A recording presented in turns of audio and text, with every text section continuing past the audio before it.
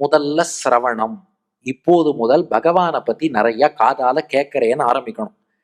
கேட்க கேட்க என்ன ஆகும்னா, கேட்டது வாய் வழியா வெளியில வராம இருக்காது.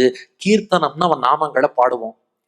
கீர்த்தனம்னு அவன் நாமங்களை பாட பாட என்ன ஆகும், மனசு அவனை சிந்திக்க தொடங்கும். அதனால விஷ்ணோஸ்மரணம்னு தியானம் பண்ணுவோம். பெருமாளை சிந்திக்க சிந்திக்க கைங்கரியத்துல ருச்சி வரும். முதல்ல பாத சேவனம்னு அடியார்களுக்கு போய் கைங்கரியம் பண்ணுவோம். அடியார்களுக்கு கைங்கரியம் பண்ண பண்ண அவன் நம்மள கோவிலுக்கு அழிச்சுன்னு போய் கைங்கரியம் பண்ண வைப்பா. அர்ச்சனம்னு தூமலர் தூவி அடியார்களோடு போய் கோவில்ல பூக்கள் சமர்ப்பிப்போம். அதுக்கப்புறம் அங்க பெருமாளுடைய பெருமையை பார்க்கிறோம். இவர் ரொம்ப பெரியவரா இருக்காரே, வந்தனம் விழுந்து நமஸ்காரம் பண்ணிடுறோம். நமஸ்காரம் பண்ணதுக்கு அப்புறம் இவருக்கு தொண்டு செய்யணும்னு ஆசை வருது. தாசியம் மற்ற கைங்கரியங்கள்லாம் சுத்தி பண்றோம். இத கைங்கரியம் பண்ண பண்ண பெருமாளோடு நமக்கு ஒரு நெருக்கம் ஏற்படுறது. நண்பனா பேச ஆரம்பிக்கிறோம்.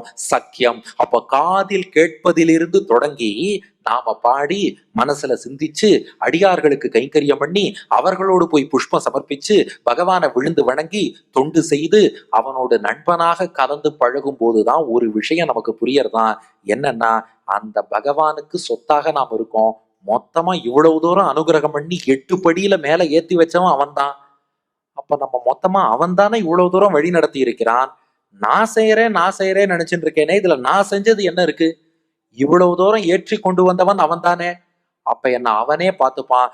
ஆத்ம நிவேதனம். ஆத்மா ஜீவாத்மாவை நிவேதனம் அவன் திருவடியிலேயே சமர்ப்பிச்சுடுறோம். பகவானே, என் முயற்சியால் நான் உன்னை அடைய போவதில்லை, உன் அருளால் தான் அடைய போகிறேன். இந்த உபதேச முத்திரைன்னு ஆச்சாரியர்கள் வச்சுட்டு இருக்காளே, இதுக்கான பல அர்த்தத்துல ஒரு அர்த்தம் ட்ரை பண்ணி பார்க்கலாம். நீங்க எல்லாருமே ட்ரை பண்ணுங்க. இந்த ஆள்காட்டி விரல் இத நகர்த்தாம கட்ட விரலை மட்டும் மேல தூக்கி பாருங்க. இந்த முத்திரை வரல. கட்ட விரலையே நகர்த்தாம ஆள்காட்டி விரலை மட்டும் இறக்கி பாருங்க. வந்துருத்து. இது ஜீவாத்மா, இது பரமாத்மா. இந்த ஜீவாத்மா எவ்வளவு முயன்றாலும் பரமாத்மாவை போய் தொட முடியாது. பரமாத்மா இறங்கி வந்து அனுகிரகம் பண்ணா மட்டும்தான் உண்டு. அப்போ ஆத்ம நிவேதனம், என்ன உன் திருவடியில சமர்ப்பிச்சுடுறப்பா, நீ இறங்கி வந்து நீயா பார்த்து அடியனை ஆட்கொள்ள வேண்டும். அவனை கொண்டுதான் அவனை அடைய முடியும். இன்னொன்றை கொண்டு பகவானை அடைய முடியாது. இப்போ நீங்க சென்னையில இருந்து மதுரைக்கு போகணும்னா மதுரையே வந்து மதுரை கழிச்சு போகுமா? ட்ரெயின்லயோ ஃபிளைட்லயோ பஸ்லயோ கார்லயோ, அட்வென்ச்சர் விரும்பினா பைக்லயோ, வசதி இருந்தா ஹெலிகாப்டர்லயோ போலாம். ஆனா பெருமாளை பொறுத்தவரை பெருமாளை கொண்டேதான் பெருமாளை அடைய முடியும். நீங்க அடைய வேண்டிய டெஸ்டினேஷனும் பெருமாள் தான், அதை அடைவிக்கும் வழியும் பெருமாள் தான். அதை புரிஞ்சுட்டு அவன் திருவடியில விழறோமே, அதுக்குத்தான் ஆத்ம நிவேதனம்னு பேரு.